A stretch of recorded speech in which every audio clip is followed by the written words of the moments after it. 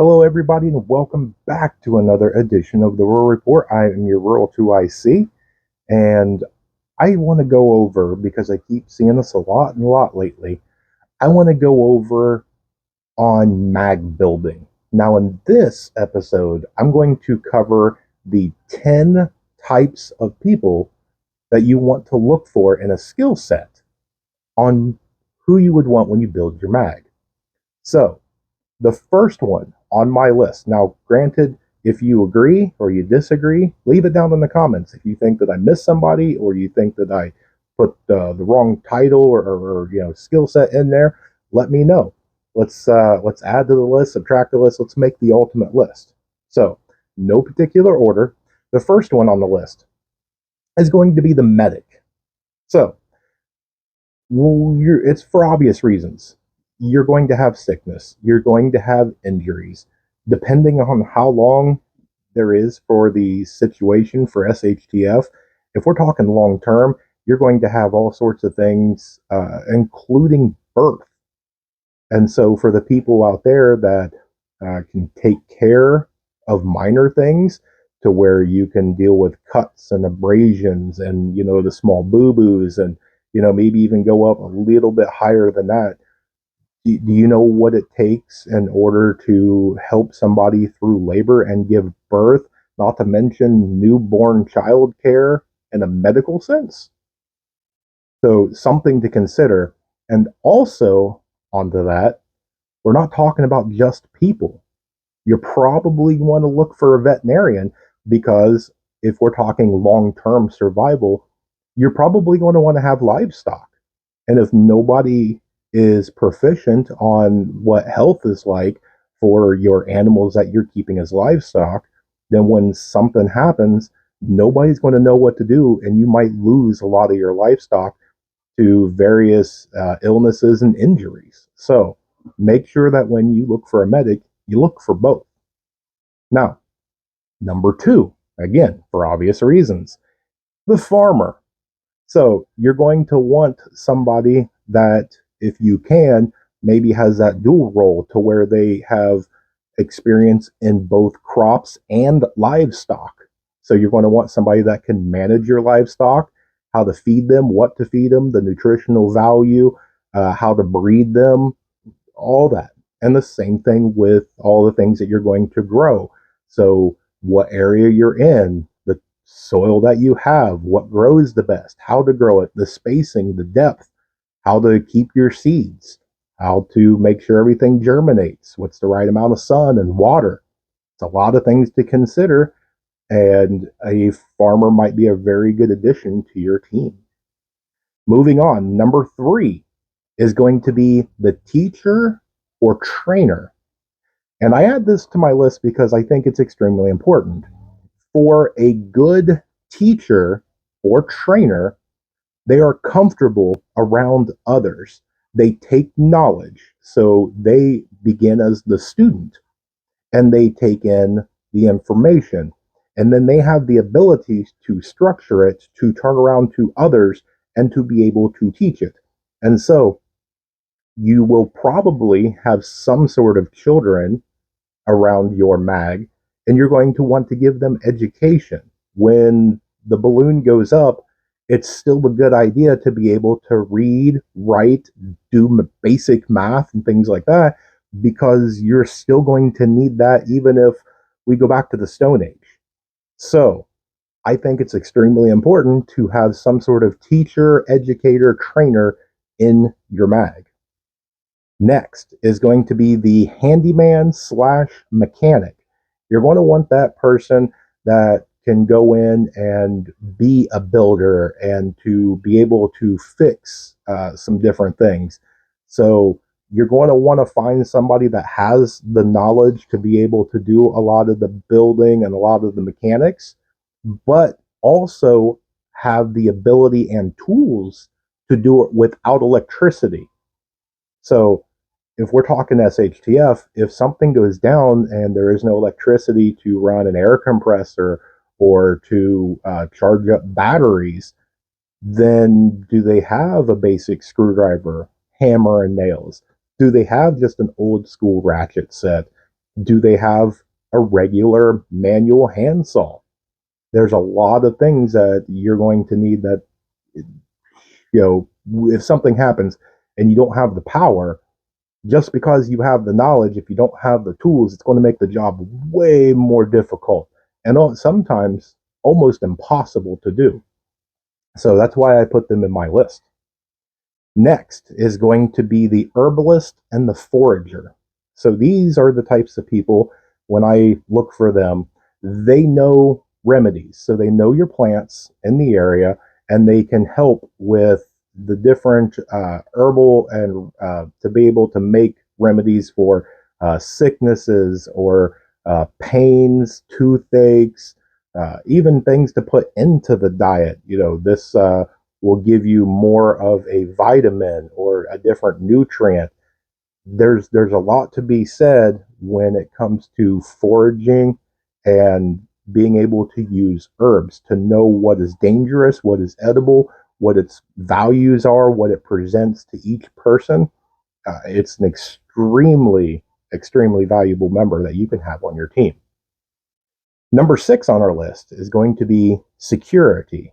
Now, there's a lot of different things that you can go in when you're talking about security, whether you find somebody that is of the police force or somebody that is a soldier, but somebody that has not only weapons training, but somebody that has the ability to handle difficult interactions. So if you have somebody coming up that's not from your group, you have somebody that not only can set up defensive around your home or property or wherever you're at, but that they can go interact with that person and know it's not always going to be life and death. This may just be a person just kind of wandered up.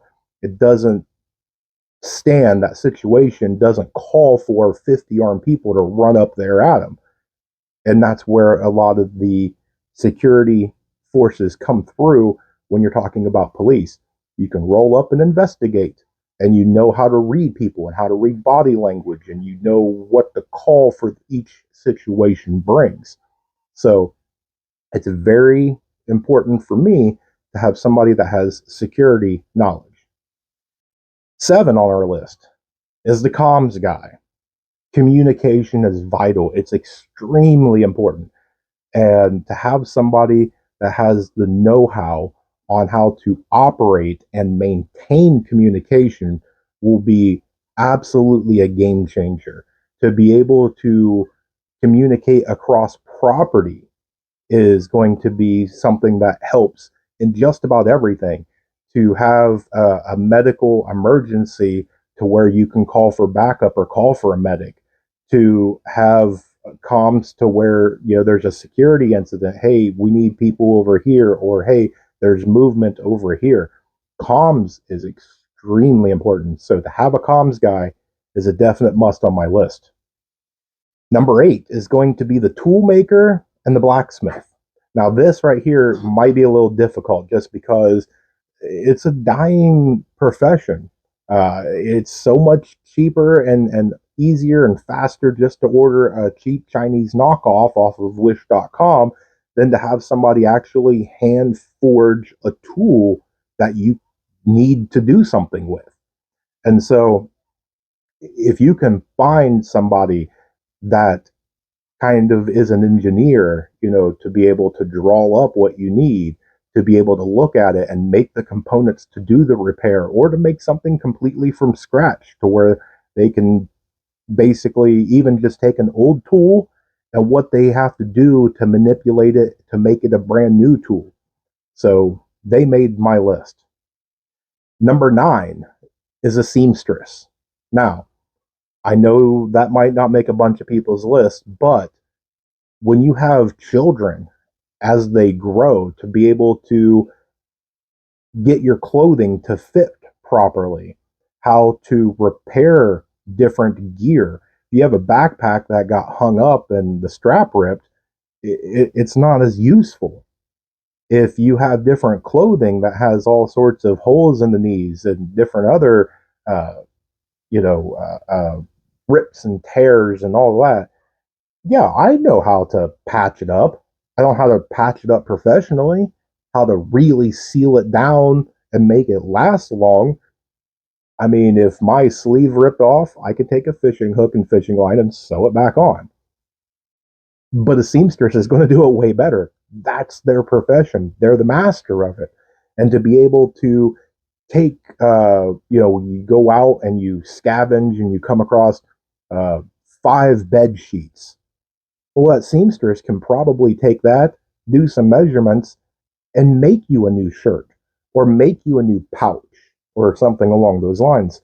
So for me, that's a really valuable resource that I would like to add to my team. Rounding it out for number 10 is the scavenger. Now, the scavenger is the person that can look at items and know that it's useful. So they can go out and find the things that are needed.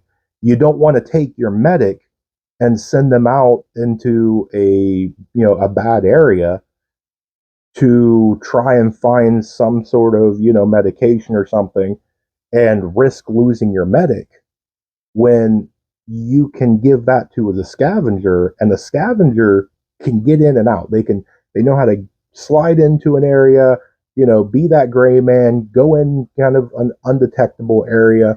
They know how to root around. They know,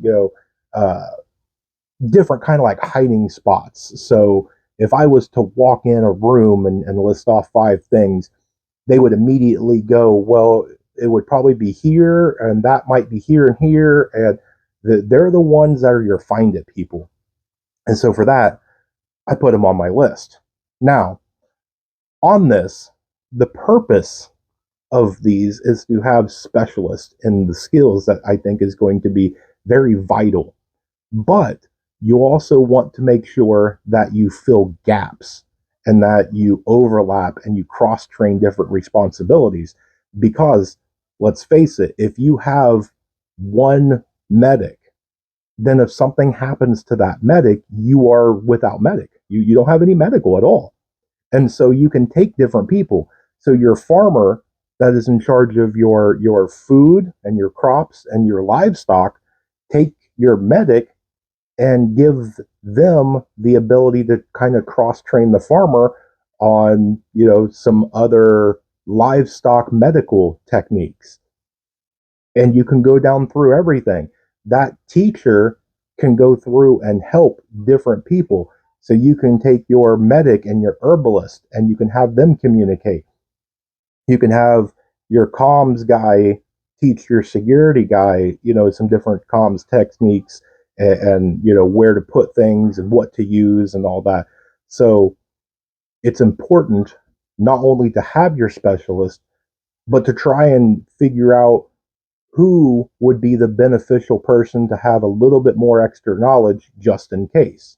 Now, as a bonus, I added an 11th to my list. And this is going to basically be your fill in guy.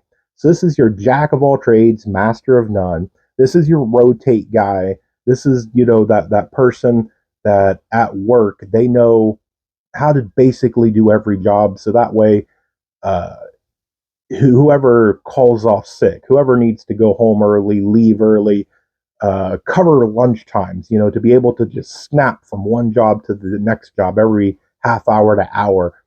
And do they do as good of a job? Maybe not, but it gets done. They're that reliable person that if your comms guy wakes up and just absolutely sick and can't get out of bed, you call up your fill-in guy and he can go over and take over comms for the day or for 2 days. So that way you're not without and you have that gap filled. So I think that's a very important one that is kind of overlooked. So that is my list. So as I said in the beginning, if I forgot something, let me know down in the comments. If you think that I put somebody on this list that doesn't, shouldn't be on the list, let me know in the comment section. And we'll go through and maybe we'll do a revised list. Maybe this list is pretty good and it needs to be a list of 15. So What skills, what areas do you think is really important that needs to be on your MAG team? Now, as far as the numbers of MAG team, that's up to you. That's up to the area you have. That's up to your comfort levels. Going off this list, if it was just be by myself, that means that I would have a minimum of a 12-person crew. And then that's not to mention everybody's families. So let's say that I have a wife and a kid, and everybody else has a wife and a kid. You just went from 12 to 36 people. Can you go through and medically take care of everybody, feed everybody, make sure everybody's closed and housed, and all the different things? So it's a lot to think about. I know mag building is a very hot topic. Everybody always asks about it. And so I wanted to give out kind of a 101. When you start to go in to develop your mag, maybe consider looking for these types of people. So I will do some future videos on mag building, and just give you some ideas. I don't want to be that channel that goes, you must have this guy. No, that's for you to decide. I want to throw out some topics, get your brain a rolling, get your wheels going. You figure it out. So, all right, I'm out. It was kind of a fun video to make, and I look forward to making the rest of them with you guys. So, as always, God bless each and every one of you. Thank you so much for tuning in. Do all the fun YouTube things down there at the bottom.